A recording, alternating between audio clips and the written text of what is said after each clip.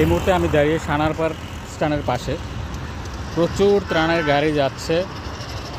যতদূর দেখলাম যে কিছুক্ষণ পরপরই ত্রাণ নিয়ে ট্রাকগুলো ফেনী এবং লক্ষ্মীপুরের উদ্দেশ্যে, কুমিল্লার উদ্দেশ্যে যাচ্ছে। আজকে যেহেতু একটু রৌদ্রোজ্জ্বল, অনেক ত্রাণ রাতে কালেকশন হয়েছে এবং ত্রাণের ট্রাকগুলো একটু পরপরই 2টা করে 3টা করে ত্রাণ নিয়ে যাচ্ছে।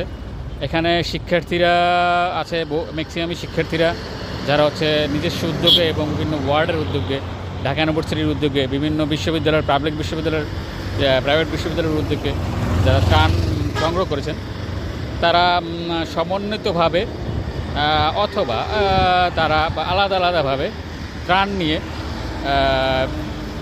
বন্যার্ত মানুষের উদ্দেশ্যে তারা রওনা দিয়েছে।